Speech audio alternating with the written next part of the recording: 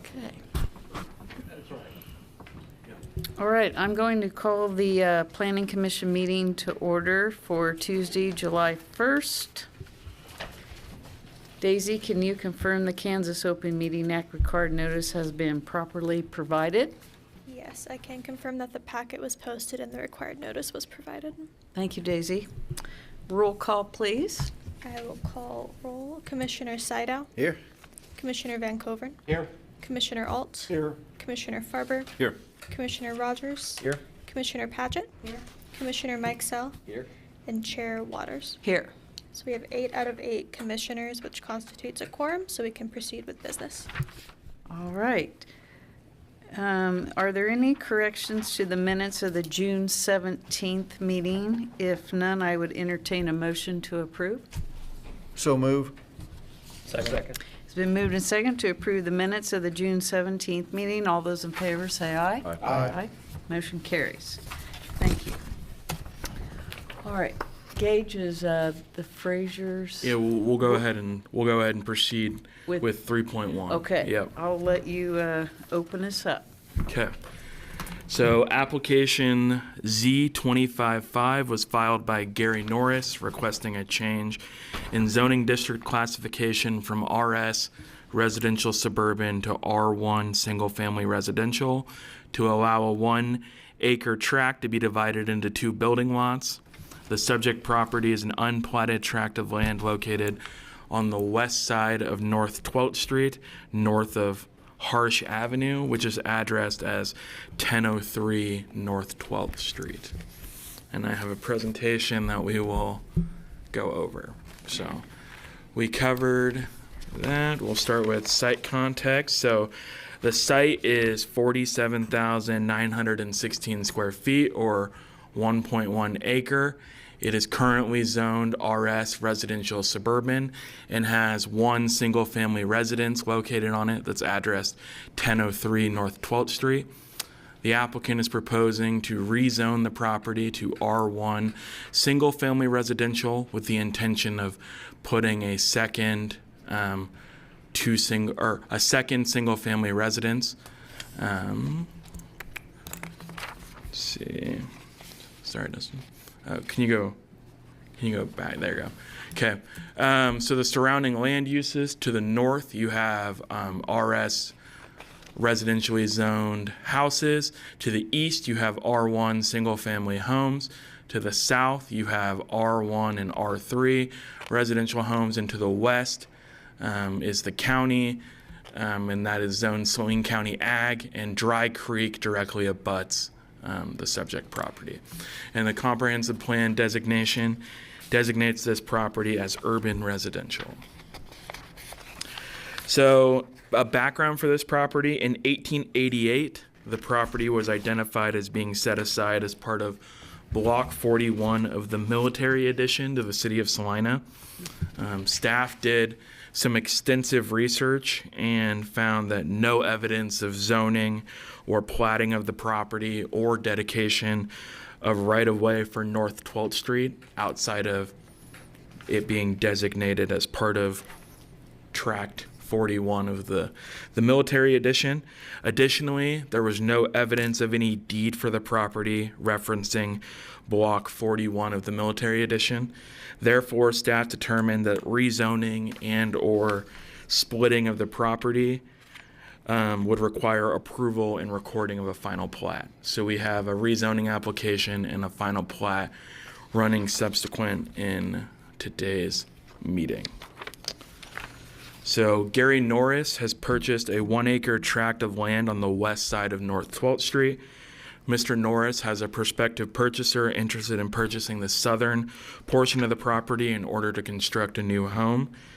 This property is presently zoned RS, which has a 1 acre minimum lot size. Mr. Norris is proposing to rezone the property to R1 to allow it to be subdivided into lots that are less than 1 acre in size. So the role of the Planning Commission in a zoning application. The role of the Planning Commission in this case is to determine whether the subject property is suitable for residential development.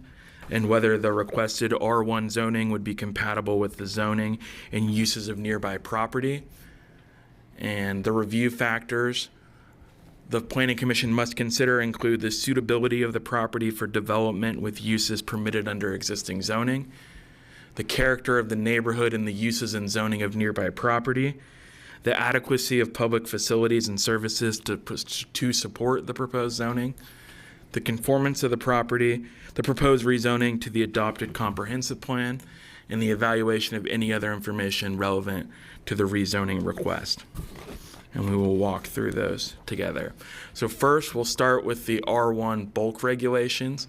So if the property is to be rezoned, these would be the zoning requirements that the property would be subject to. So the minimum lot size, instead of being 1 acre, would be 6,000 square feet. The minimum lot width would be 60 feet. The setbacks, the front setback would be 25 feet. The side setback would be 7.5 feet, and the rear setback would be 25 feet. The home would have a height limit of 35 feet, and there is a required 2 off-street parking spaces for every residential dwelling. So in terms of rezoning, the existing home meets all R1 bulk regulations except for the front setback.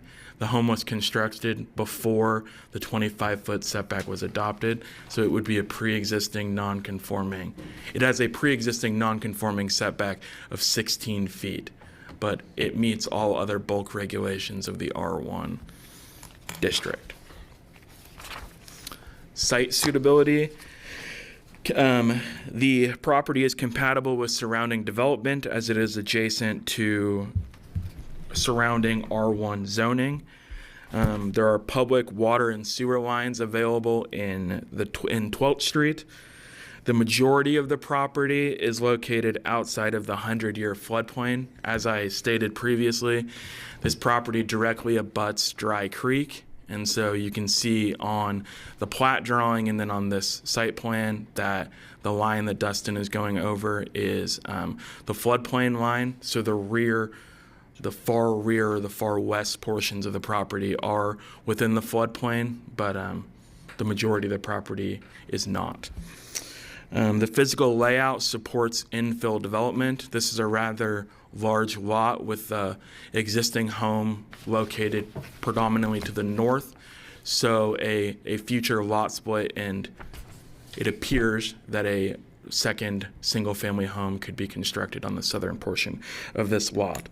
And currently, the RS zoning inhibits use due to the 1 acre minimum lot size. And public services and utilities. There is a 6-inch water line running through North 12th Street and an 8-inch sewer line. There is a storm drainage. This property connects directly to a 12-inch storm sewer pipe in Harsh Avenue. Emergency services are provided by Station 1 on Elm Street.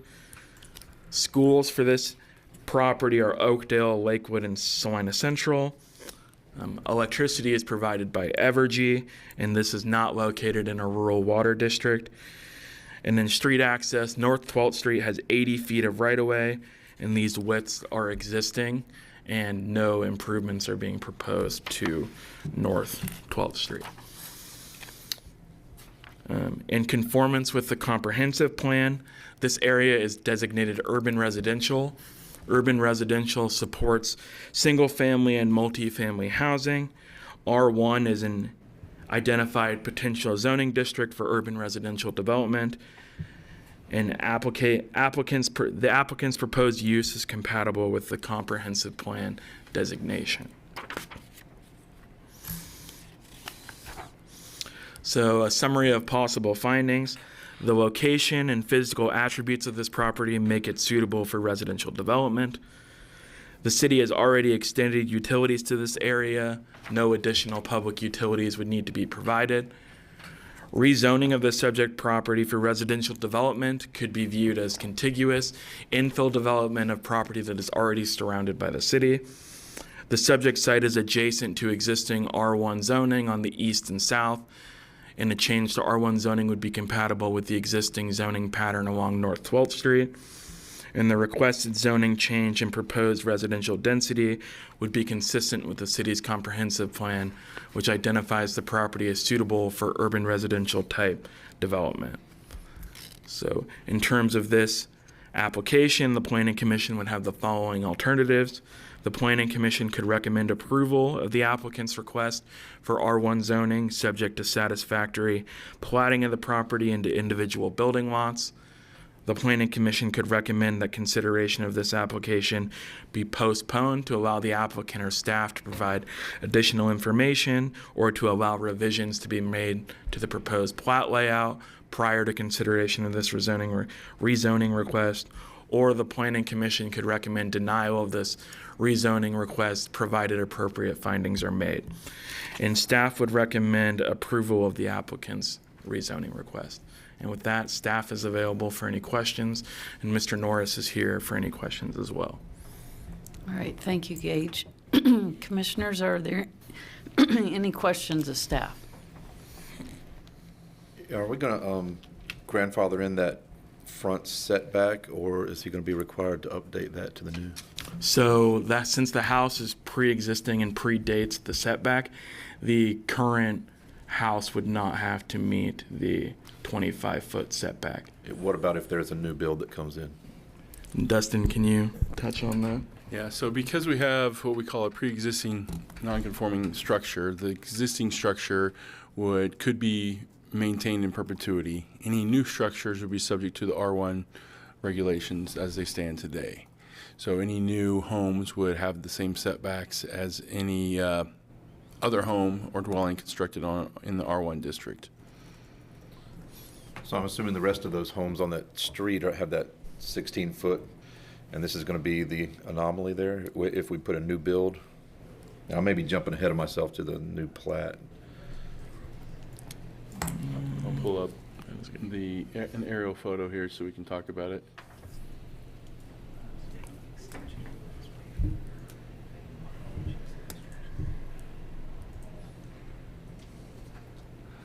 So here is the area. This is the existing structure that would have its own zoning lot. And then to the south is the open area where the second lot would be created for a potential residential home. That residential home would have to have a 25-foot setback from the property line, which these property lines don't represent surveyed distances. They're not exact, but they give you kind of an idea of what that looks like. So the 25-foot setback would be around here, which if we zoom out a little bit, you can kind of see the relationship of that structure to the properties to the south, if that helps. No, they're gonna make him move. The lot is 200 foot deep and it's, oh, sorry. The lot is 200 foot deep and 70 foot wide, and most all of the properties in the area are 40 foot wide and about 140 foot deep or 110.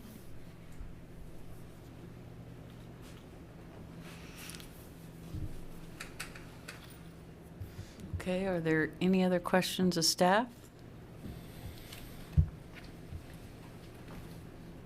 Okay, Mr. Norris, do you have any further comments?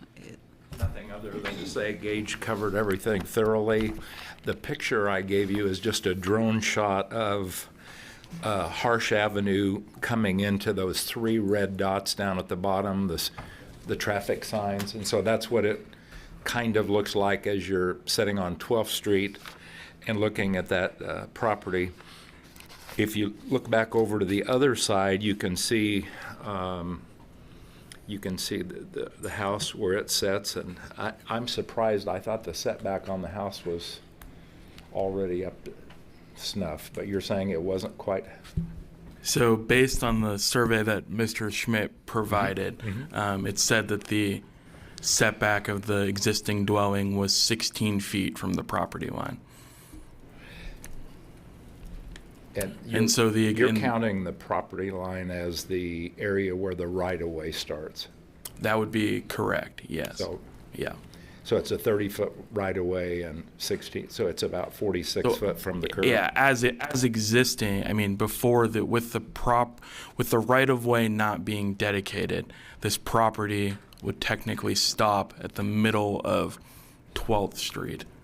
But with platting and dedicating of the North 12th Street right of way, the existing home would be 16 feet from the property line once the right of way for 12th Street has been dedicated.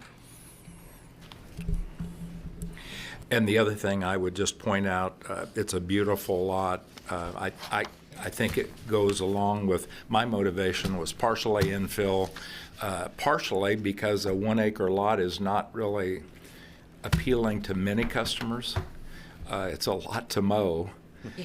And thirdly, I'd be a liar if I didn't say I was trying to make an extra buck as I was improving the main house.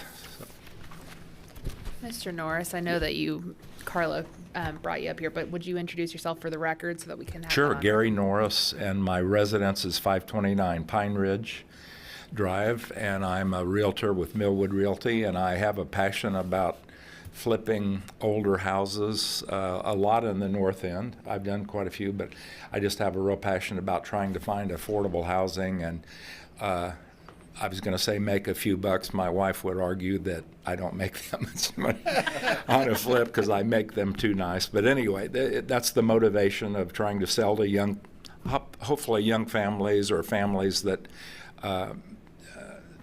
don't have a lot of money to buy big, expensive homes. Thank you.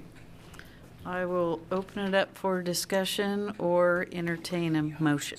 And real Oh, I'm quick, sorry, is there anyone in the audience? I'm sorry. Yeah, we do not have anyone from the public on Zoom, so anyone who would like to comment on this item would be in the room.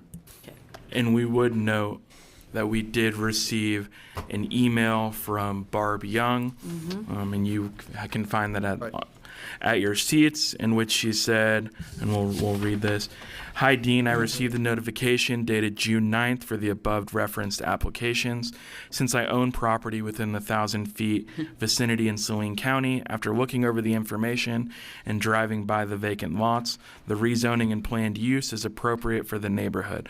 I'm in favor of the applications filed by Gary Norris and believe this to be a good opportunity for infill development in North Salina. Maybe others will take notice, and this will have a ripple effect down the road. Thank you, Barb Young.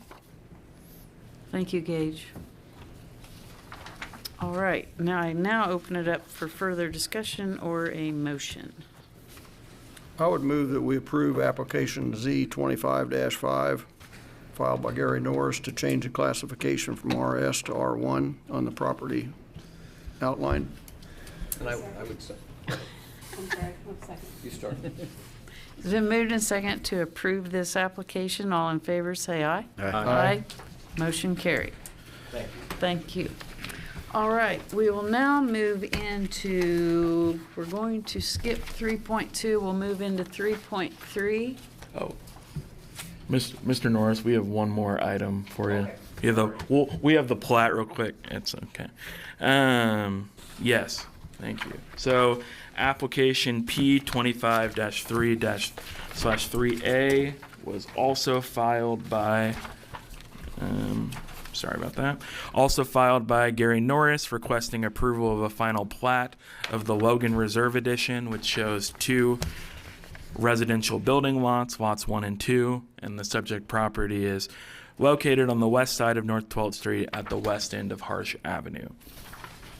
And so most of this background information we have covered, so I'm not going to go over it again. We'll go to nature of current request. So Gary Norris has purchased a 1-acre tract of land, and he has a prospective purchaser interested in purchasing the south portion. And following the rezoning of his property, Mr. Norris is proposing to subdivide the property into 2 residential lots that are less than 1 acre in size.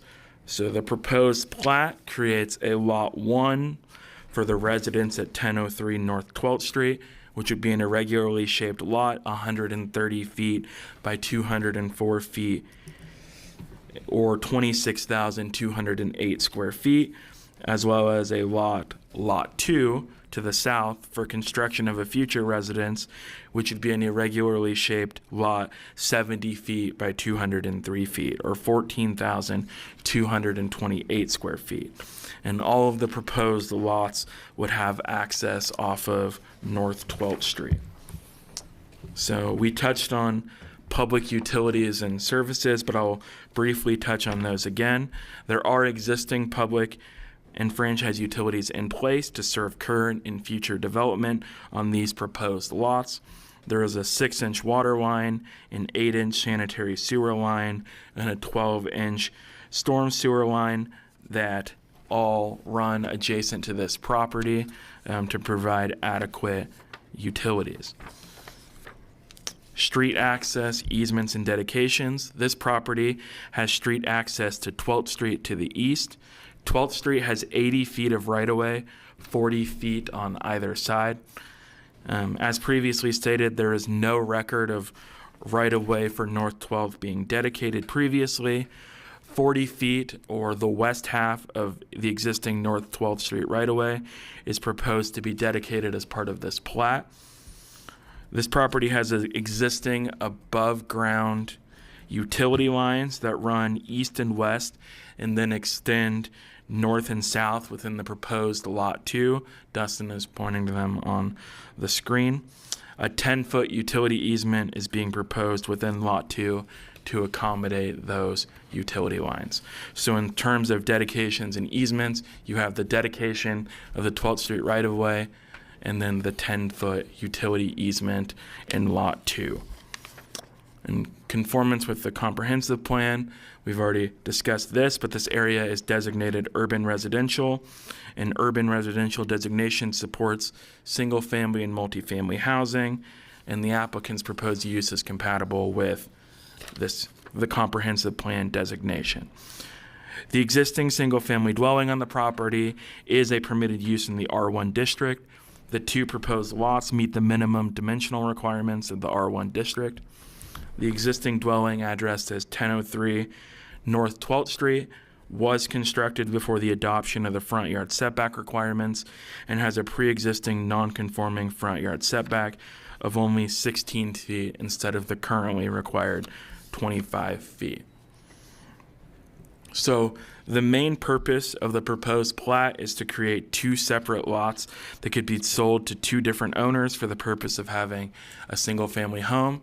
The creation of 2 lots would allow for a second residential dwelling to be constructed on the southernmost lot. The proposed plat would also dedicate right-of-way for the existing North 12th Street and would designate a utility easement for existing overhead utilities located on Lot 2. And if the Planning Commission finds that the proposed plat conforms with the city's subdivision regulations, staff would recommend that the Logan Reserve addition to the city of Salina be approved, subject to any additional conditions the commission deems appropriate. In the alternative, the Planning Commission could postpone consideration of the plat to a future meeting date if it feels like additional information is needed to take action. And with that, staff's available for any questions, and Mr. Norris is here as well. All right, commissioners, are there any questions of staff or Mr. Norris? No. Hearing none, I will entertain a motion for this application. I'd move that we approve application P25-3/3A, filed by Gary Norris for the final plat of the Logan Reserve Edition. Second. Been moved and second to approve application P25-3/3A. All those in favor say aye. Aye. Aye.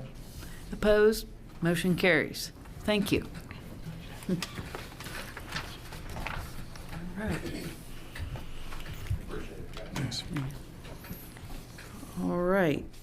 Staff, I do not see the applicants for P25-2. So I think what we'll need to do for this item is postpone it to our next agenda meeting, which is July 15th, so 2 weeks from today. So taking an action to postpone it to July 15th so we can contact them and make sure that they're available to come to that meeting. You need a motion for that, right? Yeah, we take a motion and a vote on that, please. Okay. I'd make a motion, Madam Chair, that we postpone application P25-2-2A to the next Planning Commission meeting upon the applicants being able to make that. Second. It's been moved and second to postpone application P25-2/2A to our next meeting on July 15th, subject to the applicant's availability. All those in favor say aye. Aye. Aye. Opposed? Motion carries. Thank you. All right. That would wrap up the items that we have for you. Okay.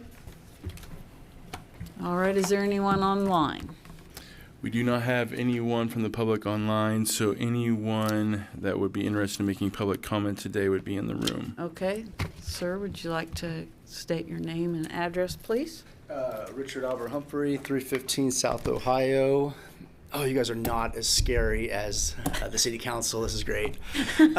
But still, I'm on a limb, and the spirit moves me to just prepare for the conversations about these open lots in the residential areas, about some sort of neighborhood gardens, but we'll compromise with many flaws that could bring. But just moving on for next year, just for those options to be available if the property owners would like to work into some consideration. But just prepare that for next year. You guys have a good one, and food, not lawns. All right. Thank you. Thank you. All right. Is there any other unfinished business? We do not have any unfinished or other business, and we do not have any other agenda items for our next meeting except for the Fraser Brothers plat. Okay. Will you be sure to have them here because, or if they can't be here, then there's no reason to have a meeting, right? Well, we would have to at least open up the hearing because we're postponing this agenda item to it. But we will be sure to make sure that they can come into attendance and let you know if they cannot. That Okay. motion was conditioned on them being able to attend, so Yes. if, or that was my intention. So if they are not able to attend, we'd put it back another one until they are able to Well, attend. the issue is, The issue is we provided notice to the public saying that this meeting was going to happen on this day at this time. And anybody watching at home now knows that we are postponing that to a new date and time. So even if we tell you that they're not going to be able to make it, I'm not saying that you have to come into this room to take action, but I need at least a quorum of you to be here to then postpone it to whatever date they could be. And if we get a hold of them and work through this, we will at least ask them if they can't make it to July 15th, what day they can make it, so we don't have Okay. to do this again. Were they aware they were supposed to be here today? Yes, they were. Okay, thank you for that update, Margie. Much appreciated. All right, I'd entertain a motion to adjourn. So move. In a second. Moved and second to adjourn. All those in favor say aye. Aye. Aye. Motion carries. Thank you.